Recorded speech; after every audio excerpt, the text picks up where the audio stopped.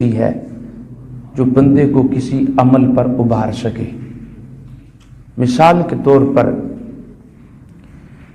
بچے کو سبق پڑھانے کے لیے یہ ضروری ہے کہ استاد بچے کو جو سبق پڑھائے اس کو یاد کروانے کے لیے، سمجھانے کے لیے طرح طرح کے نمونے اور مثالیں پیش کرے تاکہ بچہ اس سبق کو سمجھ کر آسانی سے یاد کر سکے۔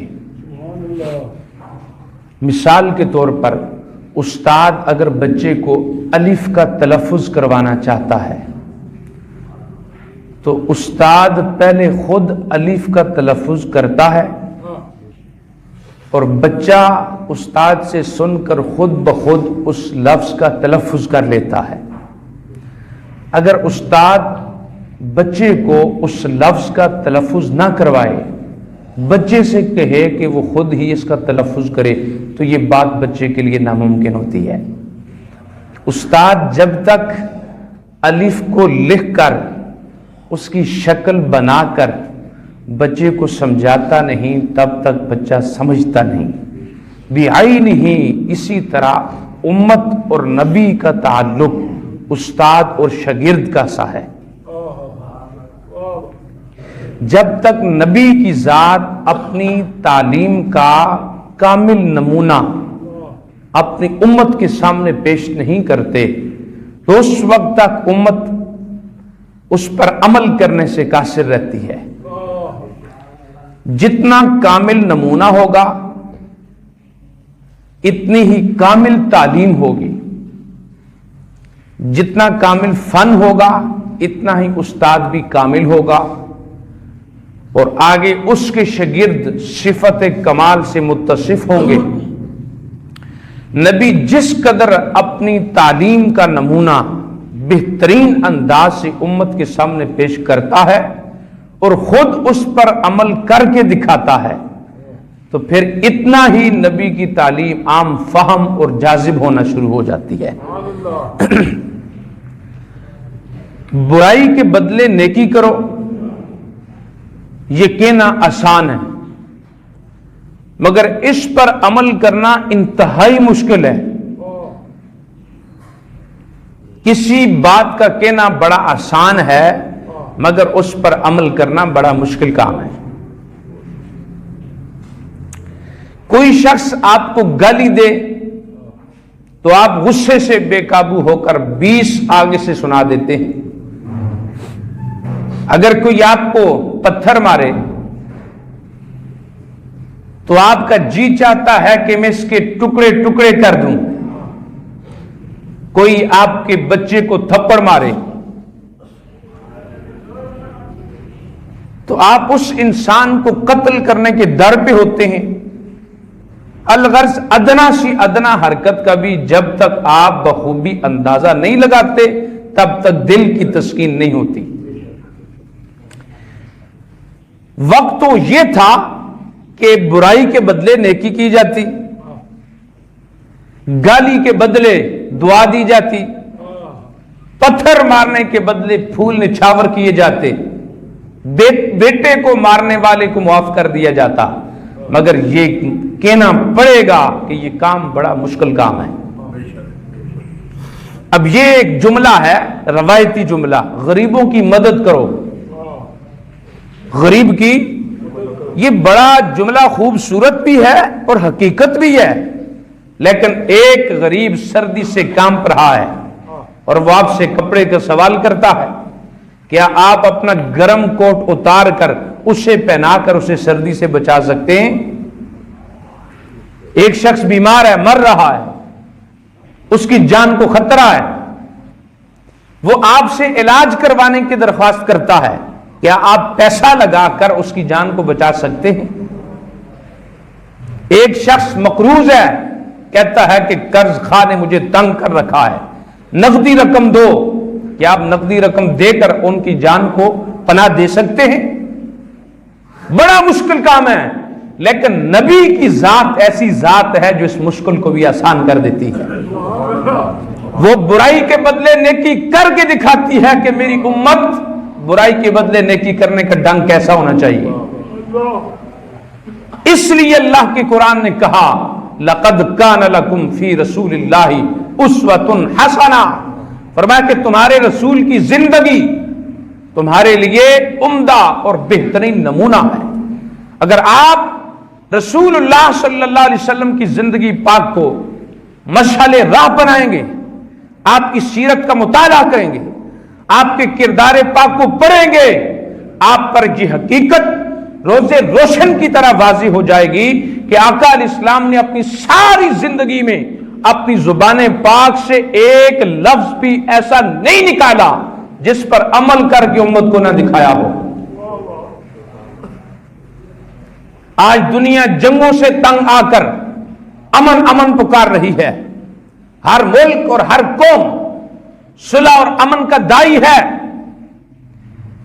دنیا کے بڑے بڑے مفکر، بڑے بڑے مدبر اس سوچ میں پڑے ہیں کہ کوئی ایسی سوچ، کوئی ایسی تجویز پیش کی جائے کہ جس سے دنیا جنگ کے مصائب و آلام سے چھٹکارا پائے اور صلح و امن پیدا ہو. اس مقصد کے حصول کے لیے انہوں نے بڑی بڑی کانفرنسیں کی، بڑے بڑے جلسے کیے، لیکن انتہائی افسوس سے ہم یہ کہتے ہیں کہ جب تک اسلام کے دامن میں کوئی پناہ نہیں لیتا تب تک اسے امن نہیں مل سکتا. صلح و امن کے وہ تمام طریقے جو اسلام کے طریقوں کے مخالف ہیں، وہ جس طرح پہلے خطرے ناک قسم کے نتائج پیدا کرتے رہے اور آئندہ بھی کرتے رہیں گے. اور اگر کسی شخص کو صلح و امن کی تڑپ ہے، اگر کوئی شخص اس دنیا کے اندر آرام اور سکون کی زندگی جینا چاہتا ہے، اگر کوئی شخص صلح و امن کا دائی ہے، تو صلح اور امن کا طریقہ واحد یہ ہے کہ تاجدار کائنات کی سیرت کا مطالعہ کرو. جب آپ رسول اللہ کی زندگی کو پڑھیں گے، آقا کی سیرت کا مطالعہ کریں گے، تو آپ پر یہ حقیقت واضح ہو جائے گی کہ وہ عرب جیسا فسادی اور بے جا اور جاہل ملک کے اندر آقا علیہ السلام نے کس طرح امن کی فضا کو قائم کیا تھا. حضور صلی اللہ علیہ وسلم نے کس طرح عدل و مساوات کا درس دیا تھا، کس طرح پتھر مارنے والوں پر رحمت کے پھول نچھاور کیے تھے، کس طرح گالیاں دینے والوں کو آپ نے دعائیں دی تھیں، کس طرح جان کے دشمنوں کو آپ نے معاف کیا تھا. وہ لوگ جن کو تلواریں سیدھی نہیں کر سکیں، وہ لوگ جن کو نیزے سیدھا نہیں کر سکے، رب کعبہ کی قسم وہی لوگ تھے جنہوں نے حسن محمدی کو دیکھا اور خلق محمدی کو دیکھا کہ وہی لوگ جو اکڑ کر چلتے تھے وہ اپنی جان مصطفیٰ کے قدموں پر قربان کرنے کے لیے تیار ہو. حسن یوسف میں کٹی مصر میں انگشت زنا، حسن یوسف میں کٹی مصر میں انگشت زنا، سر کٹاتے ہیں تیرے نام پہ مردان عرب.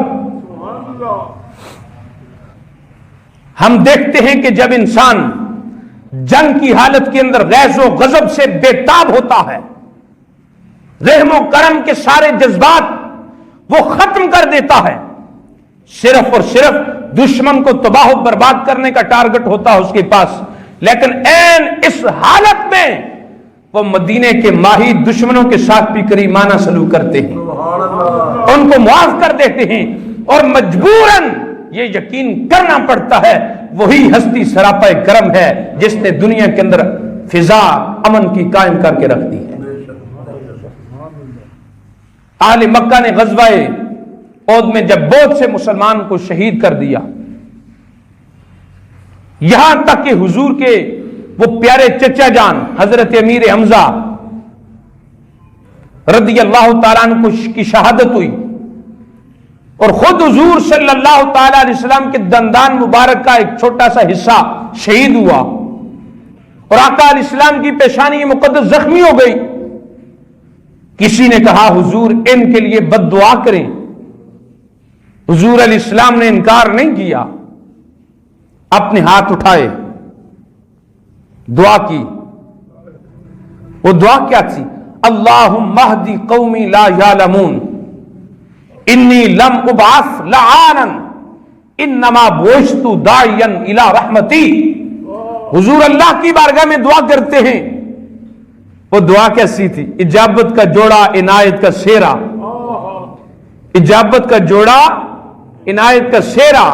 बाप अगर औलाद के हक में दुआ करे तो रब कबूल करता है। ये तो दुआए मुस्तफा थी, और दुआए मुस्तफा का असर आज पूरी दुनिया पे नजर आता है।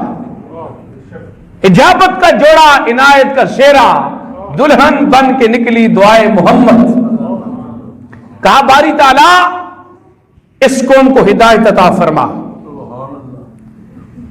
ये कौम नफा और नुकसान का इल्म नहीं रखती।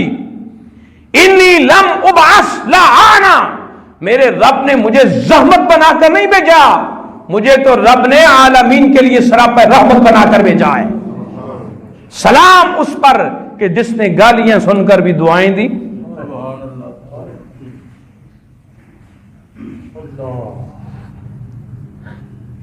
बनु तै एक कबीला था जिसका सरदार था हातिम ताई। बड़ा मारूफ था ना सखी। मगर हातिम ताई जैसे करोड़ों सखी भी होना हुजूर के दर के गदाओं की साफ में खड़े हुए नजर आते हैं। हातिम ताई का कबीला था, मुसलमानों की इनके साथ जंग हुई तो अल्लाह ने मुसलमानों को फतह अता फरमाई। बनु तै कैदी बनकर बारगाह रिसालत में पेश हुए। सारे के सारे जब पेश हुए, हुजूर सल्लल्लाहु अलैहि वसल्लम तशरीफ फरमा थे अपने मकाम पर। आप आए, आपने देखा इत्तिफाकन उस कबीले के अंदर एक औरत भी थी जो कैदी बनकर आई थी। उससे पूछा तुम कौन हो? उस बच्ची ने कहा कि मैं हातिम ताई की बेटी हूं। मैं कौन हूं? मैं हातिम ताई की बेटी हूं। और सरकार सल्लल्लाहु अलैहि वसल्लम ने देखा कि उसकी हालत इतनी खस्ता है, इतनी खस्ता है कि सर को ढांपने के लिए उसके पास चादर भी मुयसर नहीं। जब रहमत कौनैन ने उस बच्ची को इस हालत में देखा तो देखकर रहमत मुस्तफवी जोश में आ गई। हुजूर ने उतारी या अय्युहल मुज़म्मिल की कमली को, या अय्युहल मुद्दस्सिर के दोशाले को हुजूर ने उतारा, उतारकर काफर की बेटी के सर पे रखा। काफर की बेटी के सर पे रखा। अरे बताओ, दुनिया इंसानियत के अंदर कोई ऐसा मुस्लिम है जो अपने दुश्मनों के साथ भी ऐसा सलूक करे? रब्बे काबा की कसम, ये एजाज, ये इम्तियाज मेरे रब ने फकत मोहम्मद अरबी को अता किया है। ने ये सलूक किया था ना, सिर्फ चादर दी थी, और तो सरकार उस बच्ची को जानते भी नहीं थे। सरकार उस बच्ची से पूछते हैं तुम्हें क्या चाहिए, तुम्हारी क्या तलब है? उस बच्ची ने कहा कि मुझे खुर्दो नोश की अशिया चाहिए, मुझे घोड़ा चाहिए सवारी के लिए, मैं अपने भाई के पास जाना चाहती हूं। उसका भाई हातिम ताई का बेटा अदी बिन हातिम ये भागकर मुल्क शाम चला गया था।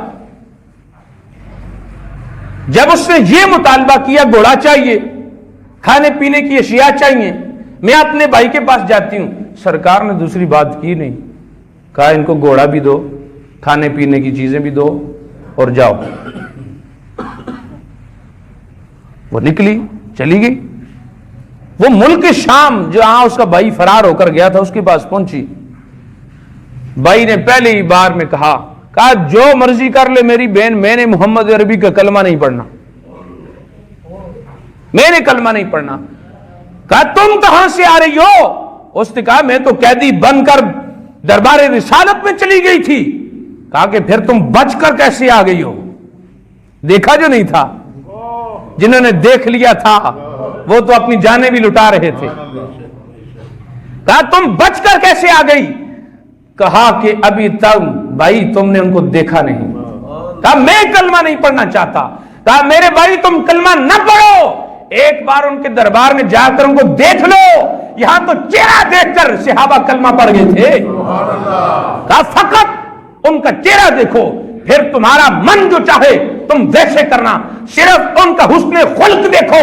वो भाई आया, جب آیا برگاہ رسالت میں، سرکار مسجد نبی میں بیٹھے تھے، جب یہ حاضر ہوا یہ کہتا ہے میری حیرت کی انتہا ہو گئی، میں تو ایک مفروض شخص تھا، حاتم طائی کا بیٹا تھا، مگر میں دیکھ کر حیران ہو گیا، میرے جانے پر رحمت مصطفیٰ اٹھ کر کھڑے ہو گئے، میرے استقبال کے لیے اٹھ کر کھڑے ہو گئے۔ بھائی نے یہ معجزہ دیکھا، بہن نے صرف یہ دیکھا کہ میرے سر پہ چادر رکھی ہے، اتنی سی بات تھی۔ بہن نے اپنے پورے قبیلے کے ساتھ رسول اللہ کا کلمہ پڑھ کر مسلمان ہو گئی۔ یہ سرکار کا کردار تھا، یہ سرکار کی سیرت تھی، جنہوں نے اپنی جان کے دشمنوں کو معاف کیا ہے۔ اور اس سے پتہ چلتا ہے کہ تاجدار کائنات صلی اللہ تعالی علیہ وسلم ایک ایسی ذات ہیں جنہوں نے دنیا کے اندر امن قائم کیا اور اپنے اسوہ حسنہ سے بتا دیا کہ اگر تم بھی امن پیدا کرنا چاہو تو اس کا طریقہ یہ